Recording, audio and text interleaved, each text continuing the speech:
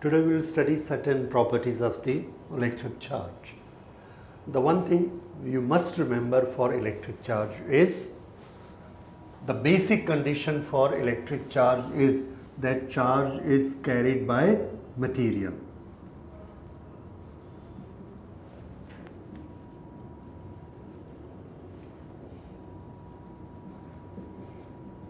If somebody asks me what is the most important feature for electric charge, I will say this is the most important feature. If there is no material, no charge. If I give it a charge, some material has come to it or has gone from it which is having charge, and that is carrying charge. Now, another thing we discuss in the charge is the property of cling. Electrostatic cling. What is this electrostatic cling? This is what we have discussed earlier. This ink is having a electrostatic cling with the whiteboard. This we observe at many places. Okay, the clothes we wear, they stick to our body because of electrical cling. That is electrostatic cling. Two things just closing to each other, attracted to each other, that is electrostatic cling, and that is because of the electric charge developed in them. Now, another thing we wish to study is how do we produce electricity. The basic thing for producing electricity, now I will say the one method is rubbing. Rubbing create electrical charge. Okay, you can make notes of it. Rubbing creates electrical charge, and when we rub it, it has got a power to attract, it has got electric charge, and what we have done, in one word, we will say that we have electrified this. Electrified. So we use the word electrification. What is meant by electrification? Charging a body. That means giving certain charge to a body. So when I rub it, I have given it some charge. What I have done electrification of this body. So we will use word electrification for this purpose. Now, this electric charges, the particle which have got electric charges here, they will stay here, and because of this, earlier it was not charged, now it is charged, it is showing certain effects to me. All those effects we will study in a branch of electricity, and that branch will be known as electrostatics. So electrostatics, branch of electricity in which we study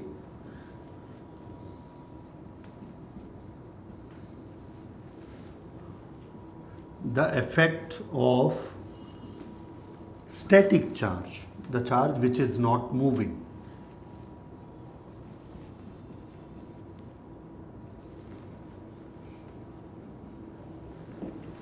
Okay, so this is electrostatics.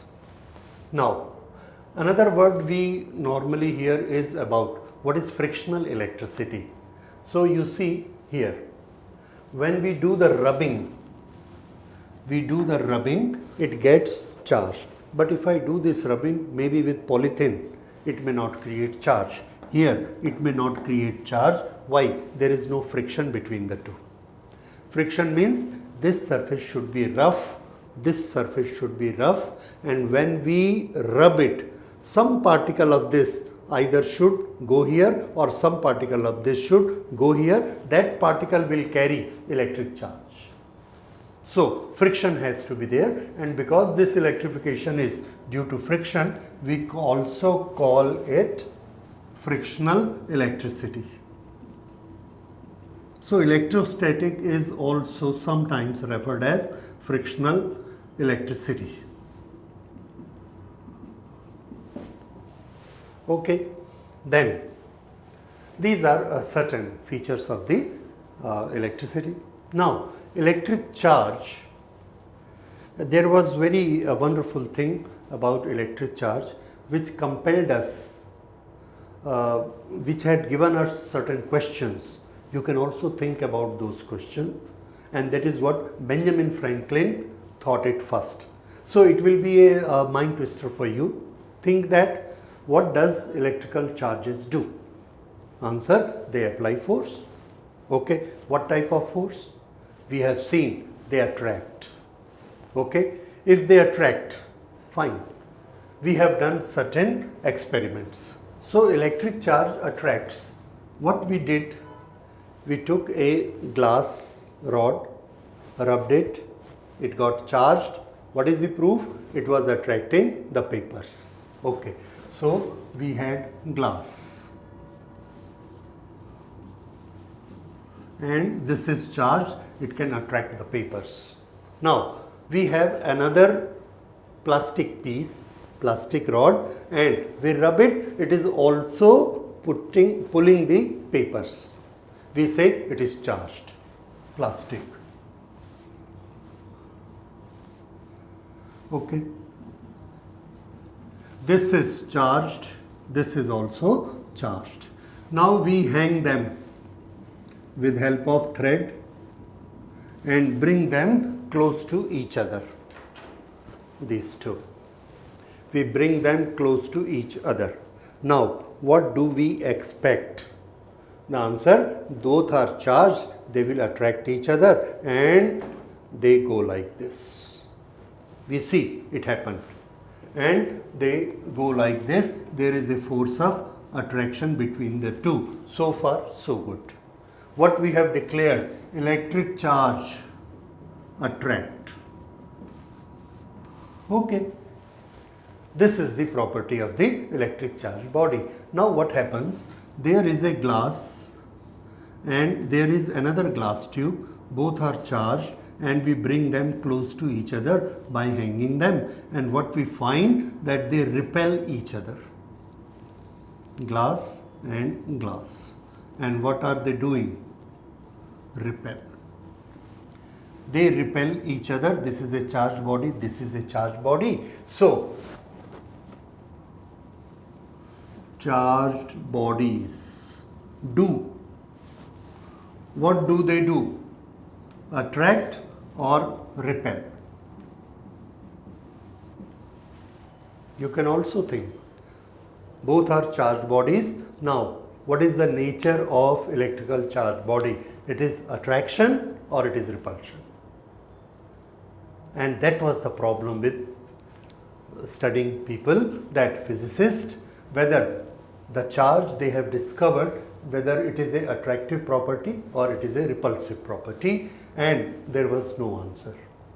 They studied where do they attract and where do they repel, and now you also know that you can very well make it. From the beginning we are writing it, glass to glass repel, glass to plastic attract. But how we can explain that?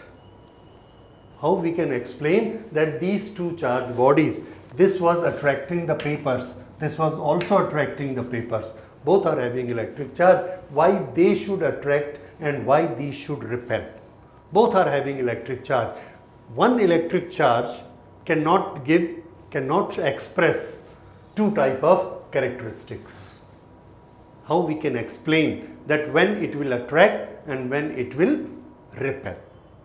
Okay, then there was no other go, and when there is no other answer, we have to create something new, that this also happens. Like when there was a force of gravity and the paper was attracted up, we had no explanation. So we said there is another force. Here these two are attracting each other, but these two are repelling each other. So we have to say there are two types of charges.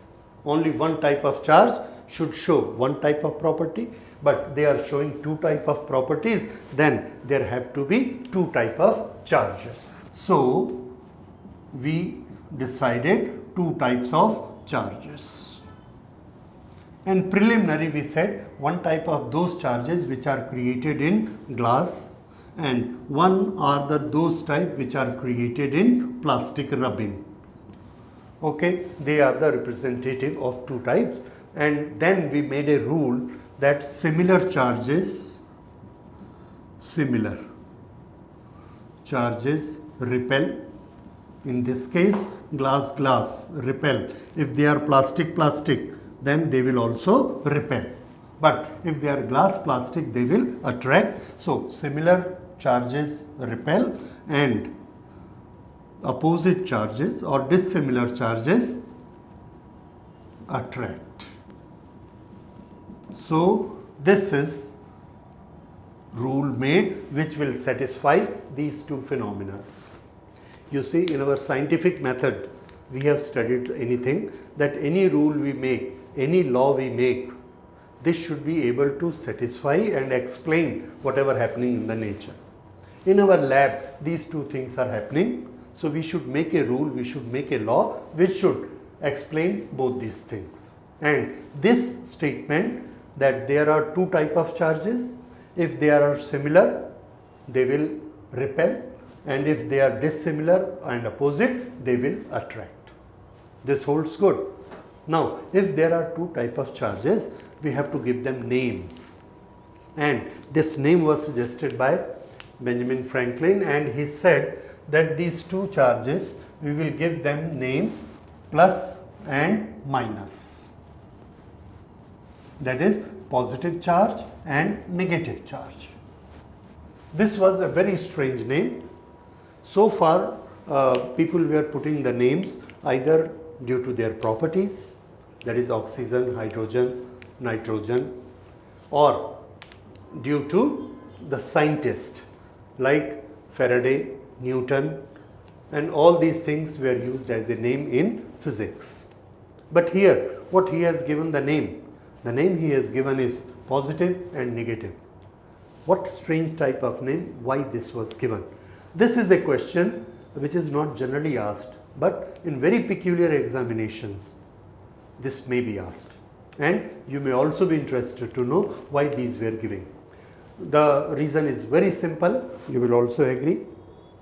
When we add hydrogen to oxygen, we get something new, that is water, H2O.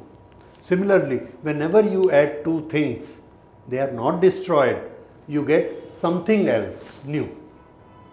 That is for everything else, but for electric charges, what happens? And another thing, yes, I want to tell you what happens in mathematics. Add two things, one is plus 3, one is minus 3, add them, what you get? 0. Nothing. Neither this remain nor this remain. So in mathematics we have a phenomena when two things are added and both vanish. Nothing happens. The same thing we have seen in the charges. How?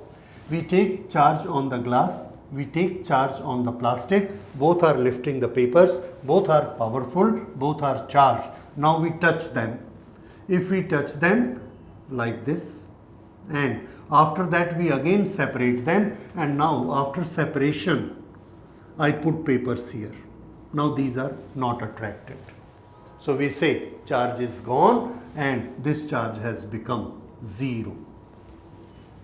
Now where is the charge this, where is the charge this, where it has gone? We don't know, that we will discuss later, but one thing is there, they have become 0. So which type of addition property they have shown?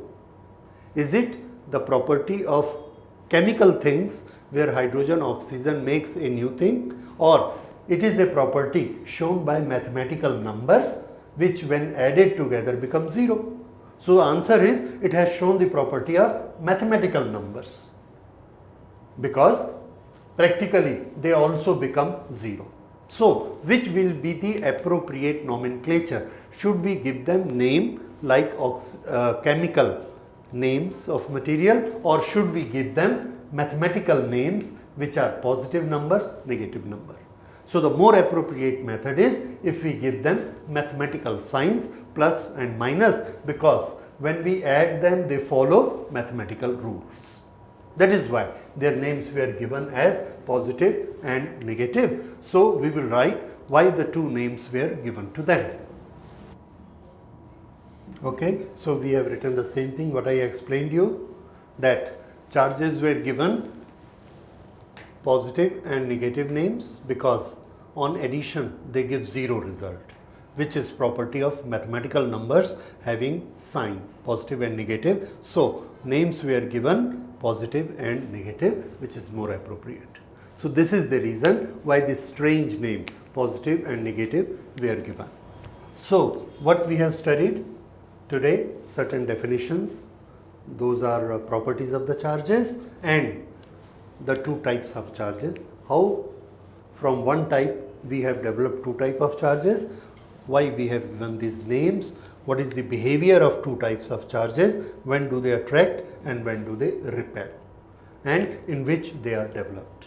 Now in the next class we will study what is meant by discharging a body and how it appears when we discharge a body, then which two bodies will attract, which two will repel.